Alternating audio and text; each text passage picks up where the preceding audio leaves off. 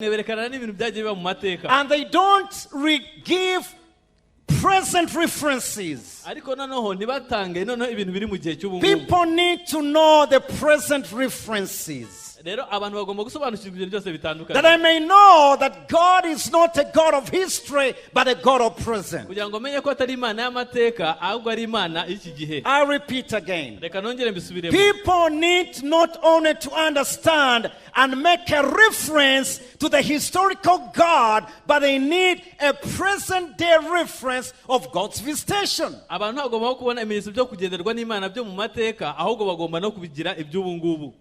So people need to know, has God visited you? Yes, God has visited me. How has God visited you? And when God visits you, then God says, Norman, you are not forgotten. Oh my God. For you don't know. But when God says, Norman, you are not forgotten.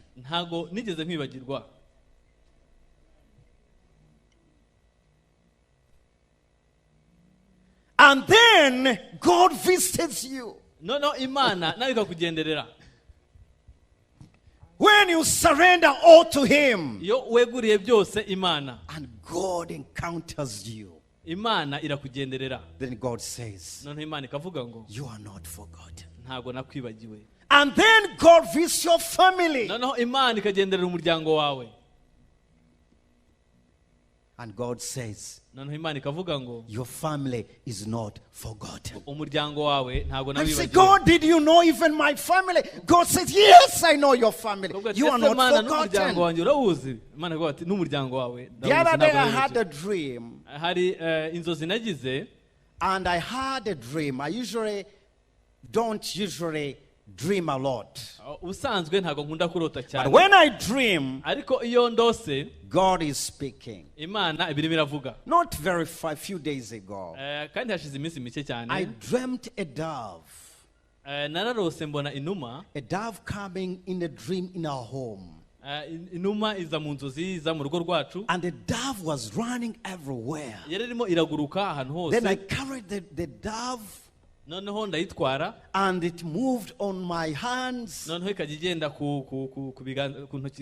I would see everyone trying to see the dove. Then I said, I need to keep this dove in this cage. Then I woke up. Then in the morning, I told my family, I said, is there anybody who understands the interpretation of a dove? Of course I knew what the dove means. Then an interpretation came. Was God saying something? Was God visiting our family? Yes. When I say I'm not forgotten, then I begin to make references. How many of you want the peace of God to reign in your families? You need the dove of the Holy Ghost to fly into your home and calm every storms of life. That is God's visitation. Even the message that I have today, the message was as a result in our family. We developed a time of prayer and Bible study.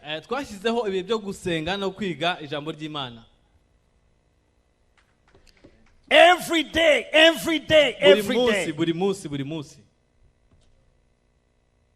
We finished Esther twarangije igitabo cya Esteri. We are almost finishing the book of Romans. Ubu noneho turi hafi kurangiza n'igitabo cy'Abaroma. Has God visited us? Ese Imana yaratugendereye? Yes. Yego. You can allow the presence of God in your home. Ushobora kwemerera ukubaho kw'Imana mu muryango wawe. So let's sing, I am not forgotten. Reka rero turirimbe iyo ndirimbo. I don't know if you can sing it when you are sitting. Sinzi niba wayiririmba wicaye. But even a message that we want to what God has pressed on my heart ariko n'ubutumwa Imana yashyize ku mutima wanjye is a reference to God's visitation to his people. Yaturuka mu kugenderwa kw'Imana ku bwoko bwayo. I am not forgotten. You might be there and you say, I am forgotten. You are not forgotten, friend. Ushobora kubura aho ngaho uvuga ati Imana yaranyibagiwe ariko ntabwo Imana igize kwibagirwa.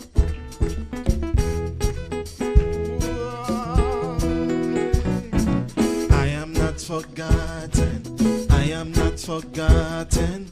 I am not forgotten. God knows my name.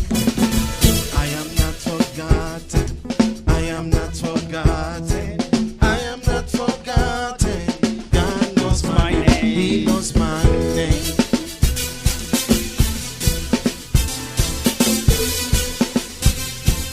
Oh, everybody sing it. I am not forgotten. I am not forgotten. I am not forgotten. God knows my name. I am not forgotten. I am not forgotten. I am not forgotten. God knows my name. He knows my name. Yeah, I am not. I am not forgotten. I am not forgotten. I am not forgotten. God knows my name. Yeah, yeah. I am not forgotten. I am not forgotten. I am not forgotten. God knows my name. He knows my He name. knows my name. He knows my He name. knows my name. He knows my He name. knows my name. He knows my He name. knows my name. He knows my He name. knows your name. He knows my name. He knows your name. He knows my name. He knows my name. He knows my He name. knows my name. He knows my He name. knows my name. He He knows my name. He He knows my name. He knows He my knows my name. He name. knows my name. He knows my He name. knows my name. He knows my He name. knows my name. He knows my He name. knows my name. He knows my He name. knows my name. He knows my He name. knows my name. He knows my He name. knows my name. He knows my He name. knows my name. He knows my He name. knows my name. He knows my He name. knows my name. He knows my I am name. not forgotten. I am not forgotten. I am not forgotten. God knows my name. I am not forgotten. I am not forgotten. I am not forgotten. God knows my name. He knows my name. Father, Lord, in the name of Jesus, we thank you, Lord, because you know our names. Mana turagushima kuko uzi amazina yacu. Your word says we are written in the palm of your hands. Mana kandi ijambo ryawe twebeka ko twanditse mu biganza But byawe. he that keeps Israel never sleeps nor slumbers. Kandi urinda Isiraheli ntago ajya ahunyiza. Oh God, we thank you Mana turagushima. to understand that you Gusobanukirwa never sleep yuko utajya and usinzira you never slumber. kandi utajya uhunyiza. I am not forgotten. Ntago nibagiranywe. When God was telling the children of Igihe Israel Imana yabwiraga ubwoko bwa Isiraheli, that all children of Israel, abana bose ba Isiraheli, why are you so much saying our God has forgotten us? kuki muravuga ngo Imana yaratwibagiwe? God does not forget his own people. Imana ntago ijya yibagirwa ubwoko bwayo.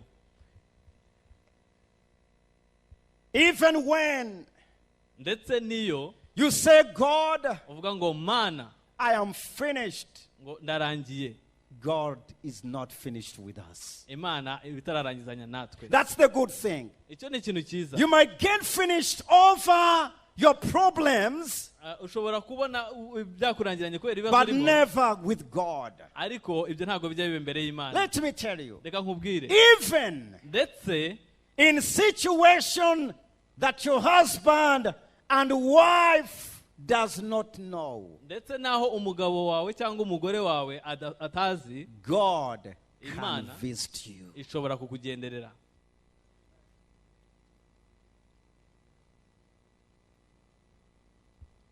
Even in the chambers of your heart and the warfares that you are struggling in your life, God can visit you alone. ndetse no mu ntambara zo mu mutima wawe Imana ishobora kugendera ku giti cyawe. One day I was praying umunsi umwe narimo ndasenga when Brother Ed was saying God can visit in his word, God can visit in worship. Igihe mwene data Ed yavuga ngo Imana ishobora kutugendera mu ijambo ryayo cyangwa se mu kwiramya. God can visit you under the power of the Spirit. Imana ishobora kugendera mu mbaraga z'umwuka wera. When the Bible says Bibiliya ivuze ngo the yoke shall be destroyed because of the anointing. Ngo ingoyi izakurwaho kubera gusigwa. It's easily said than experienced. Kubivuga biroroha ariko kubicamo biragoye. I repeat again. Reka nongere mbisubiremo. When the Spirit of God says and the Word of God, the anointing breaks the yoke, it is easily said than experienced. Reka nongere mbisubiremo. Iyo uko gukurwaho ingoyi biroroha kubivuga mu magambo ariko kubicamo biragora. You see, when we talk about the anointing that breaks the yoke, iyo tuvuga gusigwa kandi gukuraho ingoyi, when someone was under the yoke, if someone was under the yoke, iyo umuntu yari kuba ari mu ngoyi, and then the anointing breaks the yoke, noneho ugusigwa kw'Imana kugakuraho iyo ngoyi, he has a testimony. Aba afite ubuhamya. Than only words that say the anointing breaks the yoke, when you know inside iyo ubizi imbere muri wowe atari amagambo gusa that something has been broken by the anointing of God. hari ikintu kiba cyarasenywe nuko gusigwa guturutse ku Mana. When the Bible says in the book of Leviticus iyo Bibiliya itubwiye mu gitabo cy'Abalewi that the burdens that were on our shoulders, he lifted them. Now we are walking with the shoulders on high. It is easily said than experienced. Imana ivuga ko idukweho ibyadutsikamiraga ubu twaba tugenda twemye biroroha kubivuga mu magambo kurenza kubinyura. So when we say God's visitation, friend, iyo rero tuvuze kugendererwa kw'Imana, when God visits your life, iyo Imana ikugendere mu buzima bwawe, when God visits your family, iyo Imana igendere mu muryango wawe, it is easily said, but it's more than experience. It's greater than what we say and experience. birenze ibyo tuvuga mu magambo ahubwo ari ikintu gikomeye tunyuzemo. So Paul opens the scriptures Rero Paulo hano ari cyanditswe atubwira in Romans chapter 9. mu Baroma igice cya 9. As I was telling you, we are studying the book of Romans. Nkuko nabibabwiye turimo turiga igitabo cy'Abaroma. And when we are studying the book of Romans, Rero iyo turimo turiga igitabo cy'Abaroma, something gripped my spirit hari ikintu cyamfasheho mu mwuka through his word. kandi biciye mu ijambo The ry'Imana. Bible says, Bibiliya iravuga ngo at the entrance of his word, ngo biciye mu ijambo ryayo there is light. hariho urumuri. So when we're encouraged to go for Bible studies, Rero iyo turimo turiga Bibiliya, there is light that flashes in the word of God. hari urumuri ruza ruciye mu ijambo ry'Imana. This is not a religious kind of custom. Ibi ntago ari umuhango w'idini. At the entrance of the word of God, there is light. Kandi muri uwo muryango w'ijambo ry'Imana hari urumuri. At the entrance of God's word, there is guidance. Kandi mu kwinjira muri iryo jambo ry'Imana hariho kuyoborwa. At the entrance of God's word, there are disciplines. Kandi uciye mu ijambo ry'Imana naho habamo It's discipline. more than coming home and studying. Birenze kuza mu rugo gusa ukiga. The word of God is the entrance Kandi ijambo ry'Imana ni where umuryango we begin to behold the wonders of aho God. dutangira kubona ibitangaza by'Imana. He has magnified his word more than his name. Kuko Imana yakomeje ijambo ryayo cyane You kurenza can izina ryayo. blaspheme the name of God. Ntago watuka You izina can. ushobora You gutuka can blaspheme the name of God. ushobora gutuka izina ry'Imana. But let me tell you, Ariko reka nkubwire what has proceeded out of the mouth of God, ibyaturutse mu munwa w'Imana it is settled. It is settled. bibaye ibyo It will ngibyo never return ntago bishobora kongera gusubira inyuma. to God. Ntago bishobora gusubira ku Mana. What God has said icyo Imana yavuze has already proceeded out of his mouth. iyo byarangije gusohoka mu munwa wayo It will never return to him ntago bishobora gusubira kuri yo void kandi bigasubira ntacyo bikoze until it accomplishes that which has been sent. kugeza igihe bizasohoza ibyavuzwe. You can blaspheme God. ushobora gutuka izina ry'Imana. Where is God? ukavuga ngo se Imana iri Where is God? Imana Your iri God never exists. ukavuga ngo Imana ntigeze But ibaho. that will not take away his word. ariko ibyo ntibizakuraho ijambo What he ryayo. has said, it is done. ibyo ivuze birakoreka. So when you study the word of God, iyo wize ijambo there ry'Imana is the light that flashes into your spirit. hari urumuri ruhita ruza mu mwuka wawe. So Paul begins to speak about God's election, how God has chosen his people. noneho Pawulo atangiye kureba uburyo Imana yatoranyije As I ubwoko bwayo. said, we are not forgotten nk'uko nabivuze ntago twibagiranywe because God knows our names. kubera ko Imana izi amazina yacu. The nation of Israel ubwoko bwa igihugu cya Isirayeli writes to the Romans, he says, you Christians, noneho Pawulo avuga ngo mwebwe abakristo the Jews, mwebwe b'abayahudi you need to understand this. mugomba gusobanukirwa ibi ngibi. You are not forgotten. ntago mwigeze mwibagiranwa. You are not forgotten. ntago wigeze wibagirana. Though God has sent me to preach the gospel to the Gentiles, Imana yanyohereje kugira ngo mbwirize ubutumwa bwiza abanyamahanga. you are not ariko forgotten. ntago wigeze bibagirwa.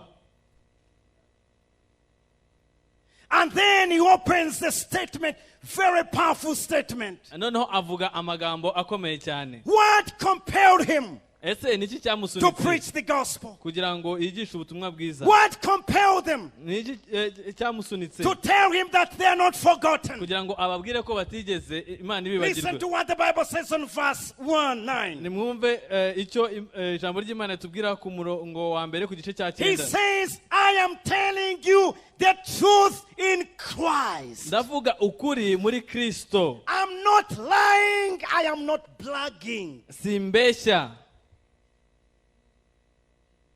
My conscience testifies kuko umutima wanjye uhamanya nanjye mu mwuka with wera. me in the Holy Spirit uhamanya nanjye mu mwuka that wera I have great sorrow yuko mfite agahinda kenshi and ceasing grief in my heart. n'umubabaro udatuza mu mutima wanjye.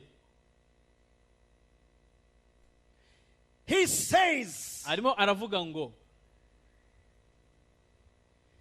inside my heart ngo imbere mu mutima wanjye there is grief afite agahinda and pain n'umubabaro for you. ku bwanyu.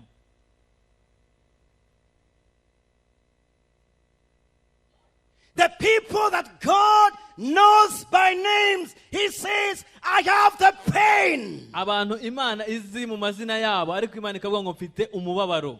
In fact, I was studying the word of God and they were saying the word anguish affected his physical and mental capacity.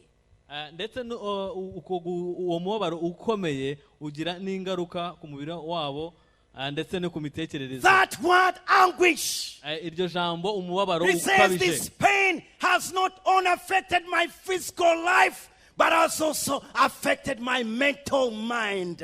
uwo mubabaro ugira ingaruka ku buzima ndetse no mu mitekerereze. How can ni gute bishoboka someone umuntu affect your physical life kugira ngo agire ingaruka ku buzima bwawe and your mental mind? ndetse no n'imitekererezo yawe?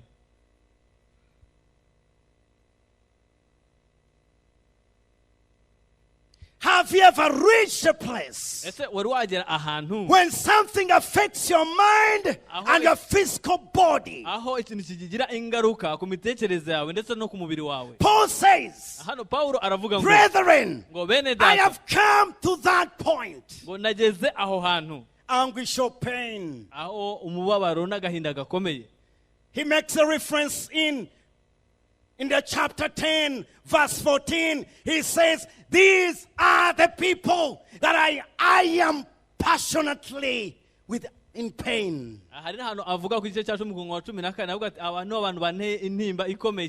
How can they believe in him whom they have not heard?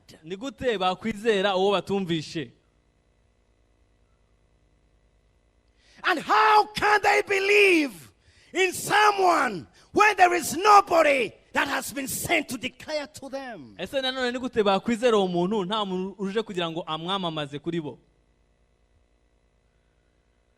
Friend, I want to tell you this. Paul had a pain for his people. Do you have pain for your people? Do you have? It's a question mark. Do I have pain for my people? That causes agony and pain.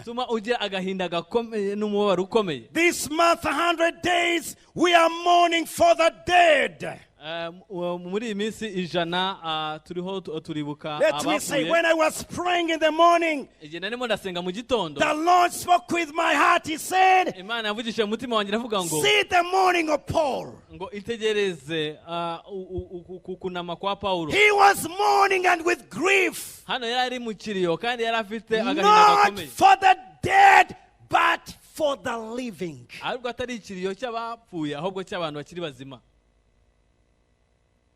I wish the Rwandan church. Yes, we lost our people. But let me tell you, the church must agonize for the living.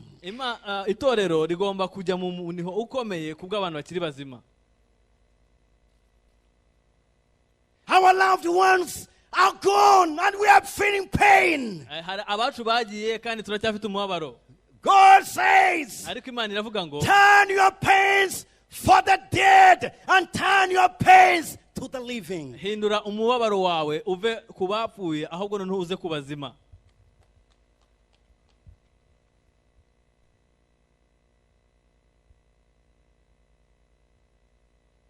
You agonize.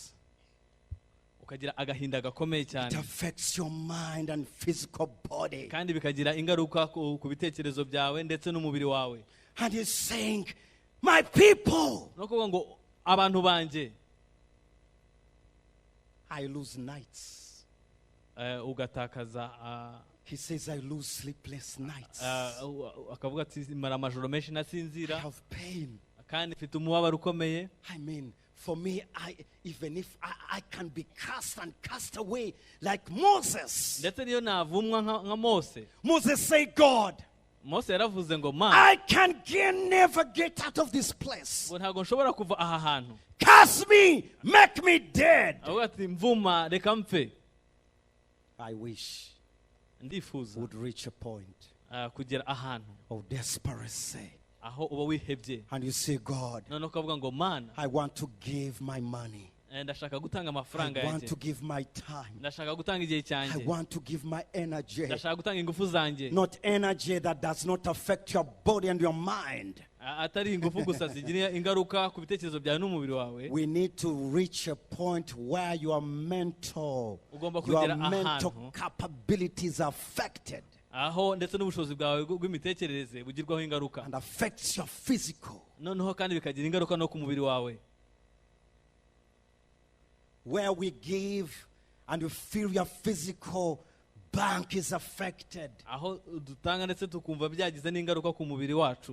Not until we reach there.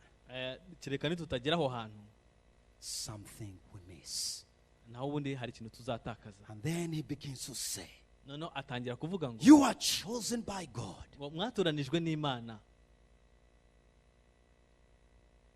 He says, by law, God gave you the law. You are given the promises. You are the children of the covenant. You are given a temple. You are given all these things. And not only that, but also through you, kandi biciye muri mwebwe Christ has come. Kristo yaraje. Now, none why did Paul say those statements? ese ni ukubera iki Pawulo yavuze ibyo bintu byose? He was trying to say this. yarimo aragerageza kuvuga ibi ngibi. You know God has given you the law. murabizi ko Imana yabahaye amategeko. They were proud of the law. kandi mufite ishema ry'ayo mategeko. You have the temple. kandi mufite n'urusengero. Oh, the temple of Jerusalem was magnificent. urusengero rwa Yerusalemu rwari rukomeye cyane. Oh, you are the children of the promises. kandi muri abana b'amasezerano. Oh, they were proud because Abraham was their father. bari bafite ishema kuko Aburahamu yari sekuru wabo. They had the reasons to brag and full of pride. bari bafite impamvu nyinshi cyane zo kumva buzuye iryo shema. But Paul says, ariko Pawulo aravuga ngo, understand this, my friend. ngo musobanukirwe iki kintu inshuti zawe. Your salvation agakiza kanyu is not based on what you do. ntago gashingiye ku byo mukora.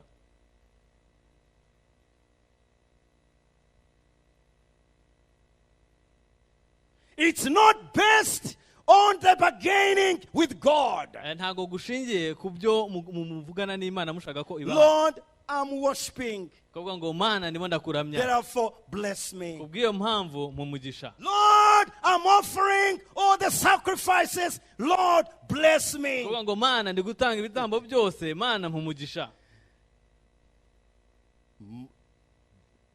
Paul says no. ariko Pawulo avuga ngo ibyo ntago ari byo. Your salvation is not based on that. agakiza kawe ntago gashingiye kuri ibyo. The church has fallen in the trap ryaguye mu mutego where we bargain God.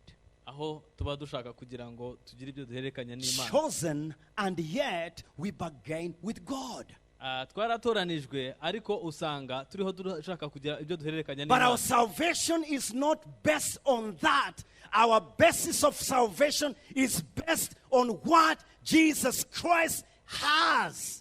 ariko agakiza kacu gashingiye ku byo Yesu Kristo yakoze. And it doesn't stop there. kandi ntago ahagarikira aho ngaho.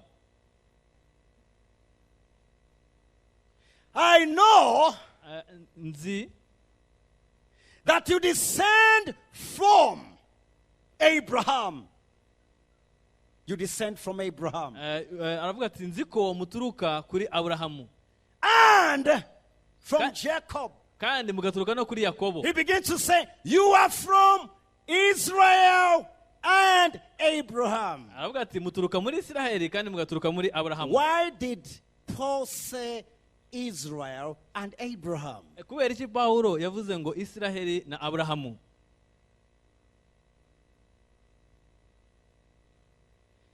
Former Israel was Jacob. nuko Isiraheli yari Yakobo. Why did he say Jacob? kubera iki yavuze Yakobo? How? Why did God choose Jacob? kubera iki Imana yatoranije Yakobo? What was good in Jacob? ese niki cyiza cyari kiri muri Yakobo? There was nothing in Jacob. nta kintu cyari kiri muri Who Yakobo. was Jacob? ese Yakobo yari Ines, muntu who ki? was Jacob? Yakobo yari muntu ki? What? Muriganya. yari He umuriganya. was a Muriganya. yari umuriganya. He was a cheat. yari umuriganya. How could God none se ni gute Imana choose yatoranya a cheat? umuriganya?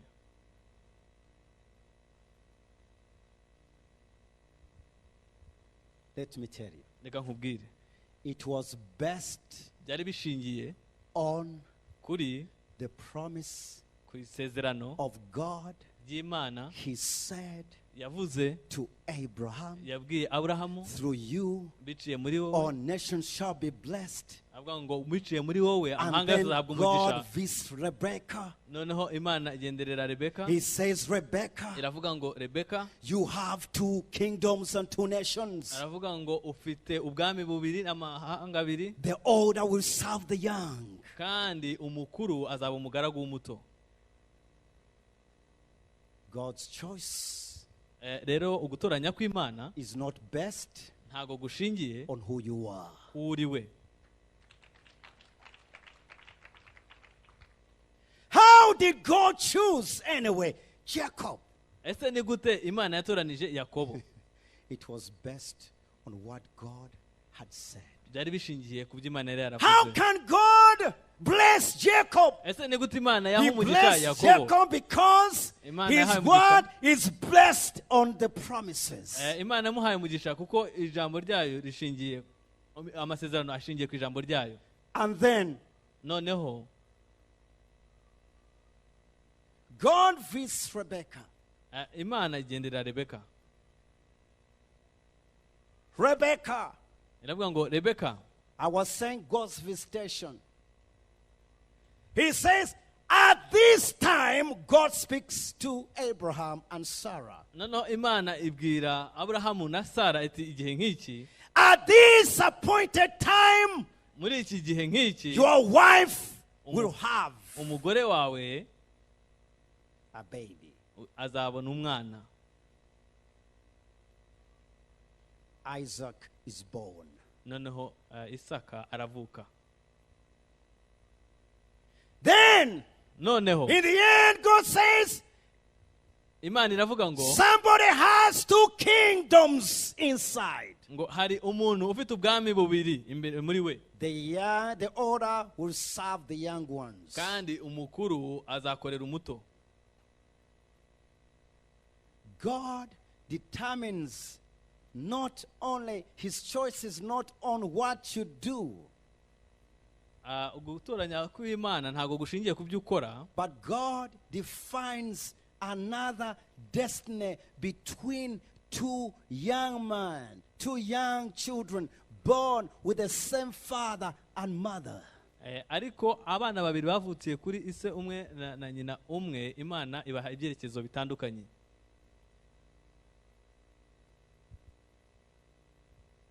God, Imana chooses them irabatoranya even when they were not yet born. Ndetse n'igihe bari bataravuka. And then determines their destiny even when they were not yet born. No, ishyiraho n'ubuzima bwabo buri imbere bataranavuka. And hejuru y'ibyo, God said, Imana iravuga ngo I have loved ngo nakunze Jacob Yakobo and hated nanga Esau. Was God fair or God was not fair? Aho Imana yakoresheje ubutabera.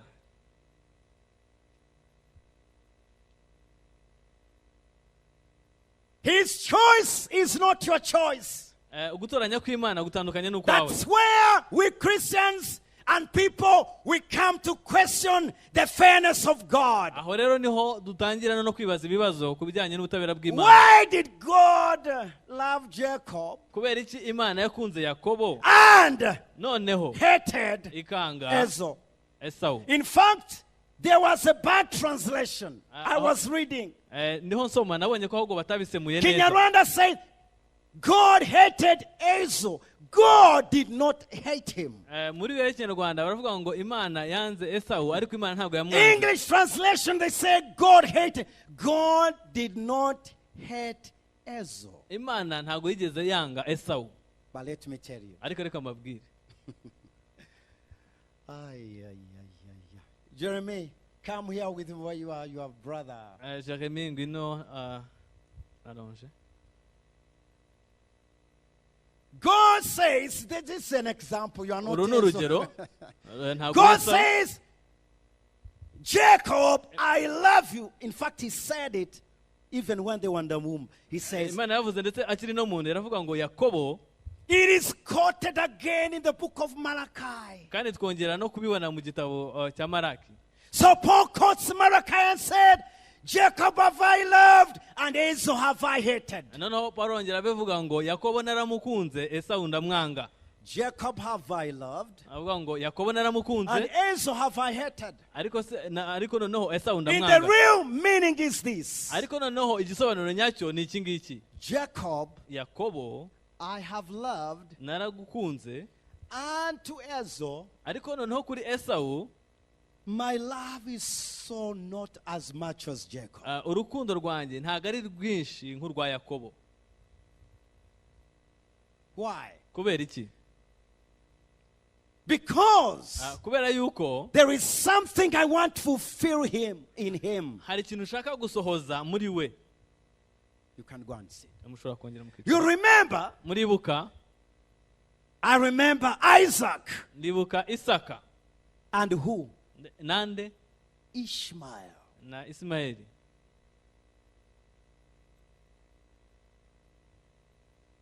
Sarah said, go shortcuts. Noneho Sarah aravuga ngo, go and have shortcuts. Go and get a baby from, mushe inzira y'ubusamu. And then Abraham said, yes, let me go. Noneho aravuga ngo reka ngende. And noneho Abraham said, Abrahamu aravuga ngo, Ishmael ngo Ismaeli is the one who will inherit. Niwe uzabona umurage. Read the word of God very carefully. Musome ijambo ry'Imana mwitonze. God said absolute no. Ahangaha Imana yarahakanye ivuye inyuma. Who was the father of Jacob? Ise wa Yakobo yarindi.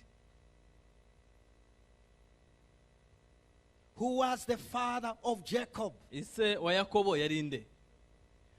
Who was going to fulfill the promise? Ese ninde wagombaga gusohoza amasezerano? Now listen. No, mwumve. Isaac was not the one going to fulfill the promise. Isaac was the son of a promise. Isaac yari umwana w'isezerano. But Jacob ariko Yakobo was the one niwe going to fulfill wagombaga gusohoza a promise to Abraham given to Isaac. Isezerano ryahawe Abrahamu rigahabwa na Isaka. Are you getting it? How could God Imana fulfill what he said to Abraham and then confirmed it to Isaac? Isaac. God could honor his promise. Imana yagombaga He would fulfill it through Jacob. Let me tell you, my friend, the promises and the blessings of God are not given to us basis on our efforts. It is basis on what he said. On what he said.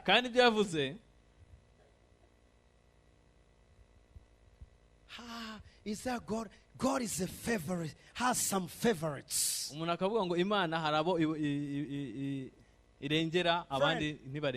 God has favorites.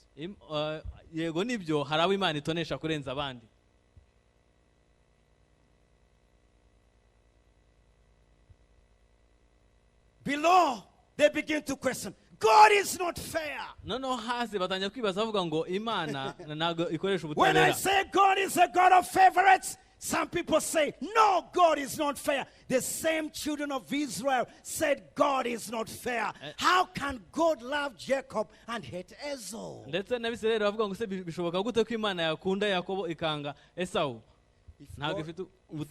God favors me over you or over other people, who are you, man, to question the sovereignty of God? Friend, God has chosen us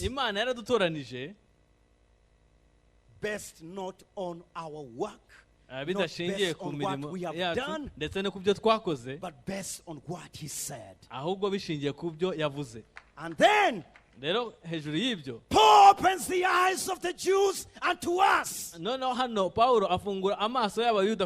Oh, I am who I am, not what I've done, not who I am, not where I come from. aravuga ngo ntago ndiwe kubera aho naturutse cyangwa ibyo nakoze. Oh, there is a word that was said and spoken over my life, and therefore I'm walking in the very promise. aravuga ngo hari ijambo ryavuzwe ku buzima bwanjye, rero ndi kugendera muri ayo masezerano.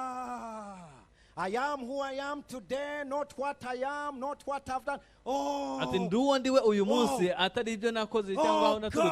God, I now understand. aravuga ati Mana noneho There is ndasobanukiwe. a word that you said about my life. aravuga hari ijambo wavuze ku buzima And bwanjye. therefore, I am walking in the very perfect will. rero niyo mpamvu niho nagendera muri ubwo bushake butunganye. Friend and understanding. inshuti yanjye dukeneye gusobanukirwa. Let your eyes focus on the history. reka amaso yawe atumbere ku mateka. And he says, noneho aravuga ngo another paradox. irindi yobera.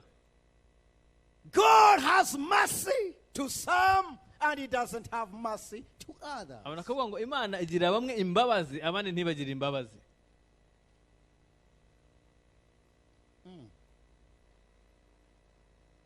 He quotes Moses. hano Imana ivuga Mose.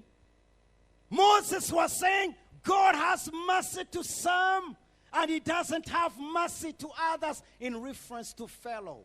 noneho Mose akavuga ngo Imana bamwe ibagira imbabazi abandi ntibagirire imbabazi, ivuga kuri Farawo. By the way, who was Moses to receive the mercy? ese Mose yari muntu ki kugira ngo agirirwe imbabazi? He had murdered.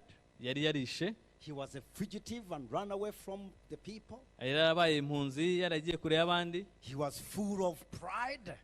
kandi yari yuzuyemo ubwibone bwinshi. And yet, ariko receives mercy. noneho Imana iramubabarira. I repeat. reka mbisubiremo. Mose, a murderer, umwicanyi, a fugitive, ran away from his own people, umuntu wari waragiye kure y'ubundi bwoko bwe akajya mu butayu, full of pride.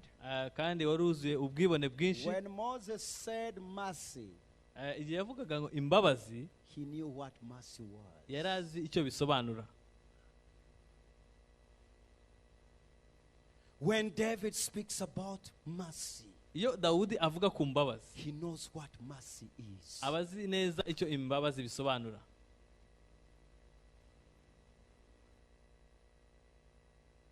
Who are you? ese wowe urinde? Who am I? Njyewe ndinde? Do I deserve the mercies of God? ese naba nkwiriye izo mbabazi z'Imana? I don't deserve it. ntago zikwiriye.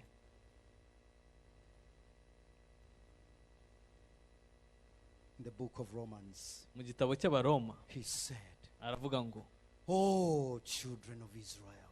aravuga ngo bana ba Isirayeli. And many of us, that's how we are. kandi abenshi muri twe nuko nguko I turi. try to do good, ngerageza gukora ibyiza, I do bad things. ahubwo nkakora ibintu bibi. I do bad things. Nakora Still ibintu bibi. inside my heart, I want to do good things.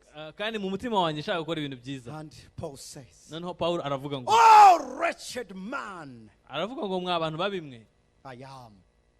njye ndi umuntu He mubi. didn't say, oh, wretched man you are. No, he says, oh, wretched man I am. yaravuze ngo njye ndi umunyabyaha. But his conclusion said, ariko noneho umwanzuro we aravuga ngo, oh, thanks be to Christ. ariko ndashima Kristo. Have you ever come to that point ese wari wagera aho hantu and you begin to see your wretchedness? noneho ugatangira kubona ububi bwawe, You're bad. You are your filth. And in the end, you cry, oh God, who can save me from this wretched? wari wabona ububi bwawe no kuba Mana ninde wankiza ububi bwanjye? And you raise and you surrender to God and you say, God, I'm wretched sinner. noneho ugataka Imana ukavuga ati Mana ndi umunyabyaha ukabije. And God says, yeah. noneho Imana ikavuga ngo nibyo. Now you realize you're wretched and hopeless and noneho urabona ko miserable. uri umunyabyaha kandi wihebye. And Paul says, noneho Pawulo aravuga ngo, thanks be to God ati ndashima Imana through Christ. biciye muri Kristo. And he said, noneho arongera aravuga ngo, God chose Pharaoh Imana yatoranije Farawo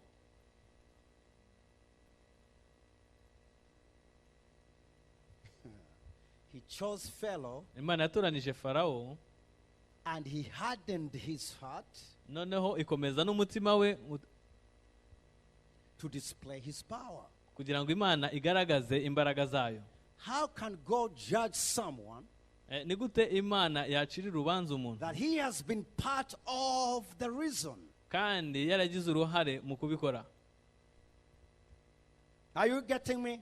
Murimo How muranyumva? can God judge Pharaoh? Ni gute Imana yacira urubanza Farawo He let my people go. akavuga ngo reka ubwoko bwanjye And he bugende, says to Moses, I have hardened his heart. noneho ikabwira Mose ngo nijye wakomeje umutima we.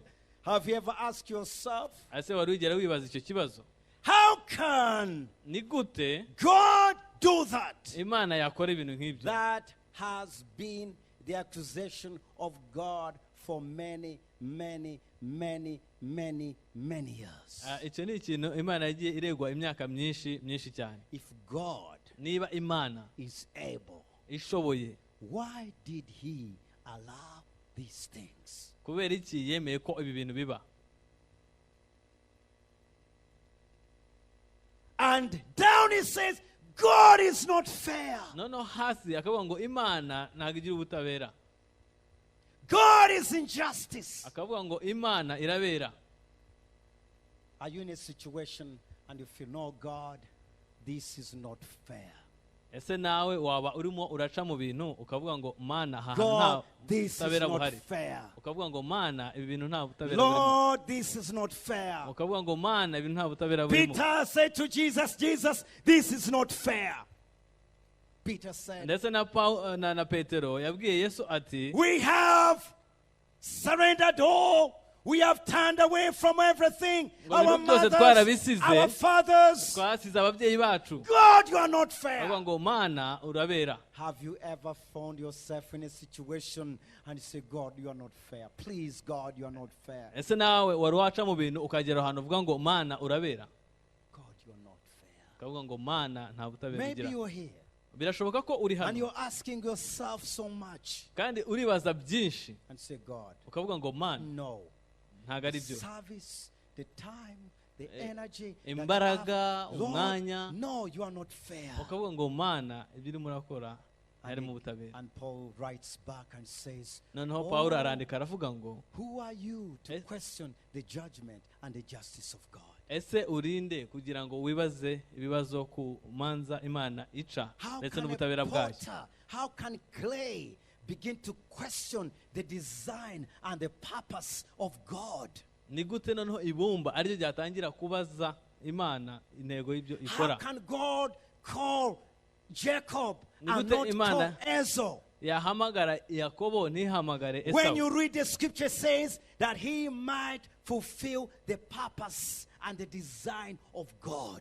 Kandi ibyanditswe bitwereka neza ko yagira ngo isohoze amasezerano Imana yaravuze n'ibyo yateganije gukora. Friend, Inshuti yanjye, as I conclude, ndiho nsoza, what can we say then?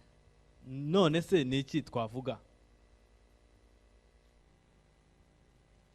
If God Niba Imana has chosen us, yaradutoranije not on the basis of what we are, bidashingiye ku bo turi bo, not the basis of where we come from, bidashingiye ku aho duturuka, but basis on what he said, ariko bishingiye ku byo ivuga,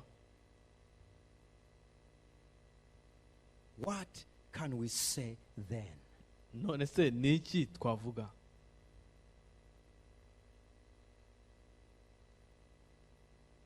When we see the display of people here, Iyo tubonye amateka y'abantu, people who were here, iyo turebye abantu bari bahagaze hano, realize God, ese tubona Imana, how God chooses people, ukuntu Imana itoranya abantu,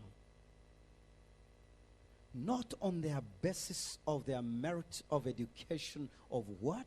bidashingiye wenda ku mashuri bize cyangwa ikindi. As the church, when God says, I have chosen, Ariko ngito Imana ivuze ngo natoranije, not on their basis, but on the basis of the promise. What do you say? When God brings the same message at the right time, in the right place, when we are displayed with the works of God, and God says, you are not forgotten, I have chosen you, I want something. What is your response?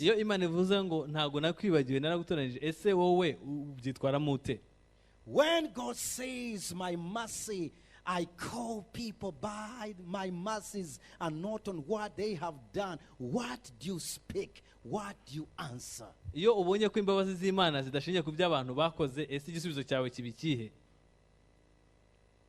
When you begin to question the fairness of God,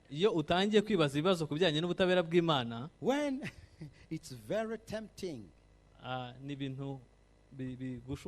when you see people rise, and you say, God, you are not fair.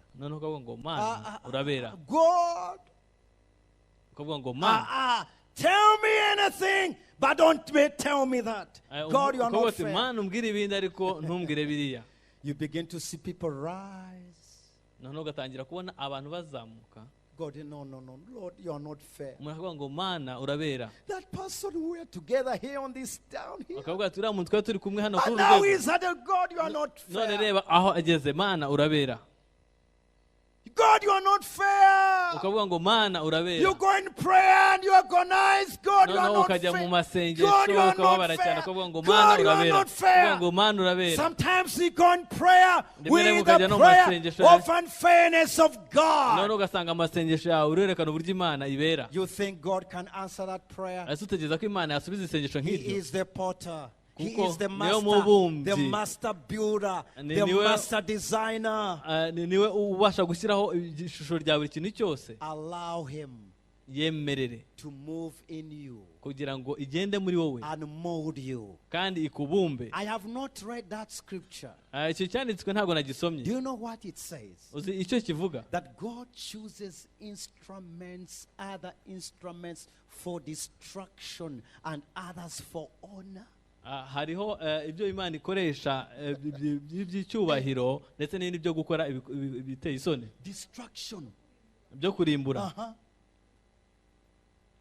God chooses Pharaoh, Imana igatoranya Farawo as an instrument nk'igikoresho of destruction, cyo gusenya no kurimbura.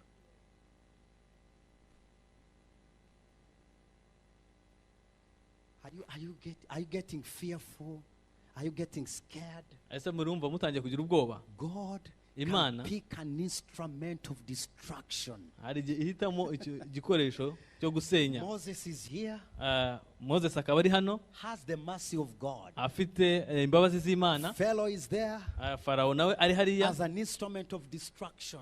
kandi ari nk'igikoresho cyo gusenya. How can God allow that? Ese ni gute Imana yakwemera ibintu nk'ibyo? God uses that instrument of destruction. Noneho Imana igakoresha iki gikoresho cyo gusenya. Who are you to ask?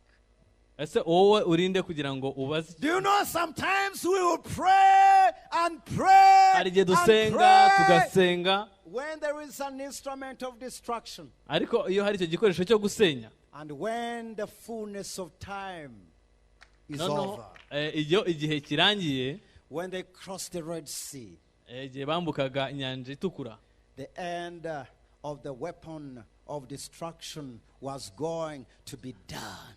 noneho cya gikoresho cyasenyaga ibyacu byari bigeze kwa ngona. Moses, tell my people to Pharaoh, let my people go. noneho Imana iravuga ngo reka ubwoko bwanjye bugende. God would go run before Moses. noneho Imana ikirukanka imbere ya Mose. He would harden. noneho igakomeza umutima wa Farawo. How can God do that? Ese ni kubera Imana yakora ibintu. And then God touches the very center and the core part of Pharaoh. noneho Imana ikongera igakora ku mutima wa Farawo. And then the firstborn son dies. noneho abana b'imfura uburiza bwose and God says, I am not yet done with the weapon of destruction. none Imana ikavuga ngo sindarangizanya na cya gikoresho kirimbura. Poor fellow. Farawo yarababaje. He didn't know ntabwo yari azi that the end yuko mu iherezo had come. iherezo ryari ryaje. Friend, inshuti yanjye Everything has an end. buri kintu cyose kigira iherezo Everything has an end. buri kintu cyose kigira iherezo Everything has an buri end. kintu cyose kigira iherezo Jesus said, Yesu aravuga ngo I'm going to be given up. I'm going to be given up to the Gentiles. ngo ngiye guhabwa abanyamahanga They'll hand me over. nanjye noneho bazampereza I'll be crucified. kandi bazambamba I'll be buried. noneho nzahambwa But on the third day, ariko ku munsi wa gatatu I'll rise from the dead. nzazuka mu bapfuye Everything has its own time. buri kintu cyose kigira igihe cyacyo That's where the angel said to Mary and the women, aho niho marayika yabwiye Mariya why are you seeking the living among the dead? ngo kubera iki muriho murashaka uwazutse mu bapfuye Everything God said must come to pass. ikintu cyose Imana yavuze kigomba gusohozwa There are no permanent kandi problems. ntago habaho ibibazo bihoraho What can we say then? none se niki twavugana Let's stand up. reka duhaguruke With that question, hamwe n'icyo kibazo answer it. gisubize Paul says, what can we say then? Pawulo none se tuvuga iki Make your own conclusions. shyiraho umwanzuro wawe Oh, fellow, you have your own time. I don't care. ukavuga ngo Farawo ufite umwanya wawe ntabwo mbyitayeho Follow me, follow them, follow them, follow them, ngo follow mubakurikire them. mubakurikire And then God said, noneho Imana ikavuga ngo Moses, ikavuga ngo Mose today uyu munsi you'll see them no more. ntabwo uzongera kubabona Why? kubera iki They are my chosen. kuko ari njye wabatoranije Friend, inshuti yanjye you have been chosen by God. nawe watoranijwe n'Imana Let the enemy pursue you, nubwo umwanzi yagukurikirana but time is coming ariko igihe when kirageze you will see them no more. ubwo utazongera kubabona Father, in the name of Jesus, data mu izina rya Yesu we thank you this morning. turagushima muri iki gitondo We are chosen by you. twatoranijwe nawe We are peculiar people. turi abantu uzi We are special. turi abantu We've badasanzwe been called. kandi twarahamagawe We've been designed by you. kandi mwami niwe waturemye Know that the basis of where we come from or what we do. atari aho duturuka n'ibyo dukora But you've chosen us to fulfill the promise that you said. ariko waradutoranije kugira ngo dusohoze amasezerano wavuze We thank you because you favored us more than others. turagushima kuko wadutonesheje kurenza abandi